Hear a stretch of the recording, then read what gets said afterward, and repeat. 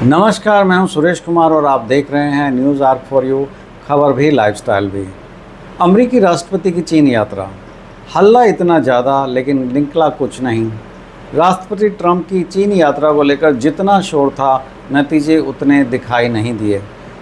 रणनीतिक विश्लेषकों का मानना है कि इस यात्रा के बाद अमेरिका की कूटनीतिक स्थिति पहले जितनी मजबूत नज़र नहीं आई।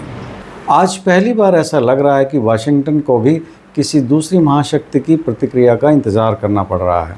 ट्रंप उतावले दिखे, शी शांत, क्योंकि चीन शोर नहीं करता, तैयारी करता है। अमेरिका बोलता ज़्यादा है लेकिन चीन बढ़ता ज़्यादा है। दोस्तों, हमने कुछ दिन पहले अपने 2 वीडियो के जरिए यह बताया था कि अमेरिका का एक छत्र का राज अब खत्म होने को है और विश्व पटल पर अब एक देश की दादागिरी नहीं चलेगी, बल्कि कई महाशक्तियां आने वाले दिनों में विश्व को नई दिशा देंगी। इन वीडियो के लिंक डिस्क्रिप्शन बॉक्स में दे दिए गए हैं। दोस्तों, हमारी ये कोशिश है कि हम काफ़ी रिसर्च के बाद कोई विषय आपके सामने लाएं। आप कमेंट्स कर हमें ज़रूर बताएं कि आपको यह कंटेंट कैसा लगा। अगर आपको यह प्रोग्राम अच्छा लगा तो मुझे उम्मीद है कि आप हमारे चैनल को लाइक, सब्सक्राइब और शेयर भी करेंगे। आपके मोटिवेशन से हम और अच्छे प्रोग्राम बना सकेंगे। ईरान युद्ध में अपने हाथ जलाने के बाद अमेरिका चीन को मनाने में कामयाब नहीं हुआ कि चीन ईरान पर स्ट्रेट ऑफ हार्मुज़ खोलने के लिए दबाव बनाए। अमेरिकी राष्ट्रपति के चीन दौरे में न सिर्फ अमेरिका की शक्ति का आकलन हुआ, बल्कि यह भी पता चला कि चीन अपने मिशन सुपर पावर में कैसे धीरे धीरे आगे बढ़ रहा है। देखा जाए तो अब उसने सुपर पावर की तरह बर्ताव करना शुरू कर दिया है। यह कैसे हुआ, इसे जानने के लिए आपको यह वीडियो अंत तक देखना चाहिए।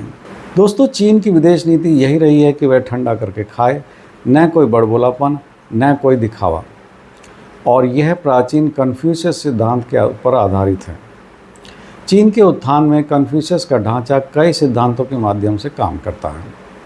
चीन चुपचाप लेकिन सुनियोजित तरीके से अपने वैश्विक प्रभाव का विस्तार कर रहा है।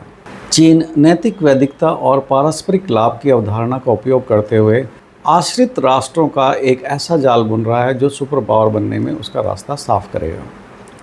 अपने इस मिशन में अमेरिका से वह सीधे टकराव से बचना चाहता है।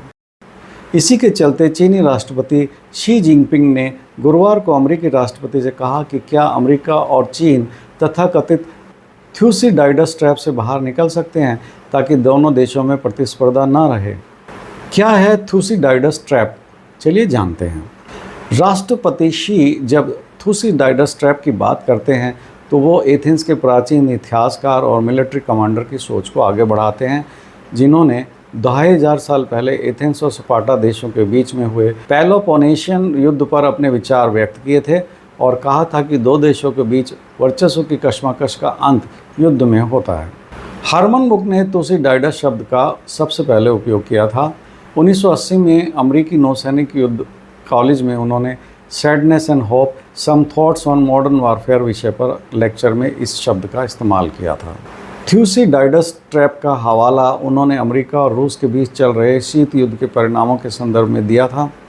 उन्होंने दोनों देशों को खबरदार किया था कि वास्तविक युद्ध के परिणाम बहुत घातक होंगे।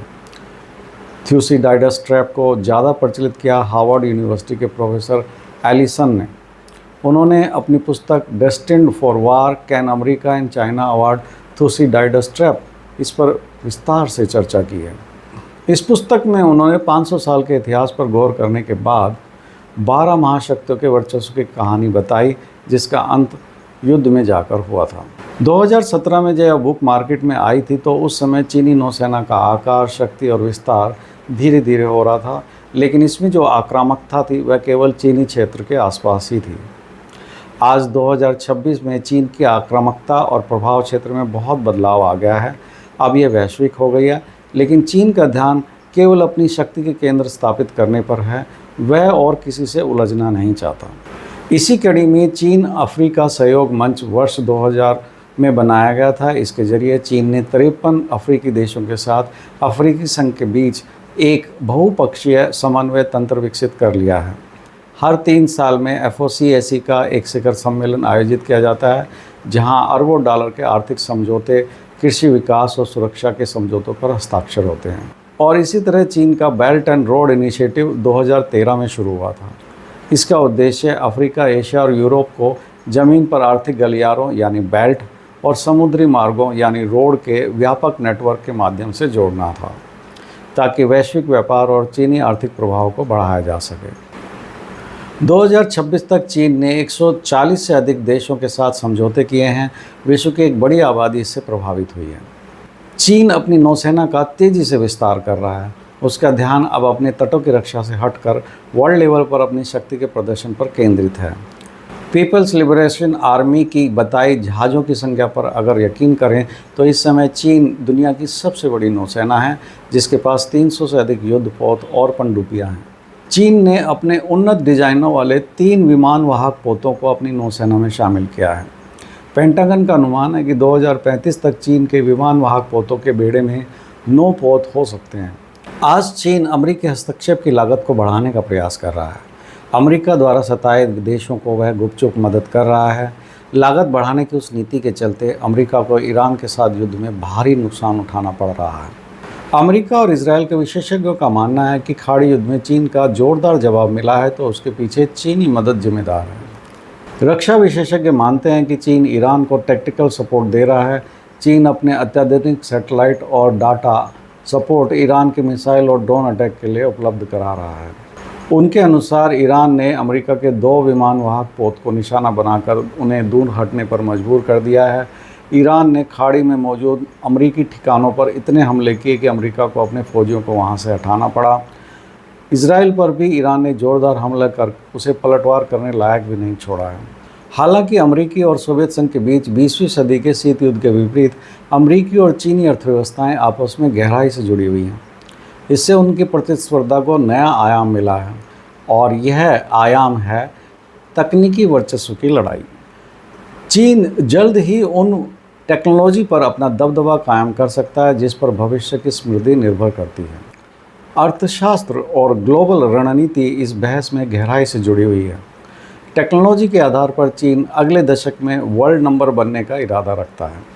आज चीन टेक्नोलॉजी और आर्टिफिशियल के क्षेत्र में अमेरिका से थोड़ा ही पीछे है, लेकिन भविष्य में दोनों देशों के बीच इस क्षेत्र में ज़बरदस्त कंपटीशन देखने को मिल सकता है। जहां एक और ट्रंप ने यह कहा है कि चीन के साथ चिप पर बातचीत हुई है, वहीं चीनी राष्ट्रपति शी जिनपिंग ने स्पष्ट कर दिया है कि चीन खुद अपनी चिप बनाना चाहता है। अमेरिका बड़ी उम्मीद से 7.5 लाख H-200 चिप के लाइसेंस का मामला आगे बढ़ाना चाहता है, लेकिन चीन ने फिलहाल उसे अधर में लटका दिया है। ताइवान के मामले में चीन ने अमेरिका को 2 टूक सुना दिया है कि अगर इस विषय को ठीक से हैंडल नहीं किया तो दोनों देशों के बीच तनाव बढ़ सकता है और हो सकता है कि युद्ध की नौबत भी आ जाए। इस धमकी के बाद बड़बोले ट्रंप का शांत हो जाना आश्चर्यचकित करता है। ट्रंप की यात्रा से पहले वाशिंगटन की लड़ाई बौद्धिक संपदा की चोरी, ईरान को अवैध बिक्री और जासूसी को लेकर थी, लेकिन आज हालात यह हो गई है कि चीन को अब अमेरिकी टेक्नोलॉजी की परवाह नहीं है। उसे भरोसा होने लगा है कि वह इस क्षेत्र में अमेरिका की बराबरी कर लेगा। अमेरिका अब चीन से निपटने के लिए रणनीति बनाने पर मजबूर हो गया है। आने वाले समय में चीन और अमेरिका के बीच दूसरे शीत युद्ध की संभावना से इनकार नहीं किया जा सकता। आज दोनों देश एक रणनीतिक चौराहे पर खड़े हैं। या तो वे एक दूसरे की चिंताओं को दूर करने के तरीके खोजें या फिर नित नए तनाव की दुनिया में गोते लगाएं। और अगर ऐसा हुआ तो दोनों देश वर्चस्व की लड़ाई के चलते अंततः थूसीडाइडस के जाल में फंसते नजर आएंगे। नमस्कार, मैं हूं सुरेश कुमार।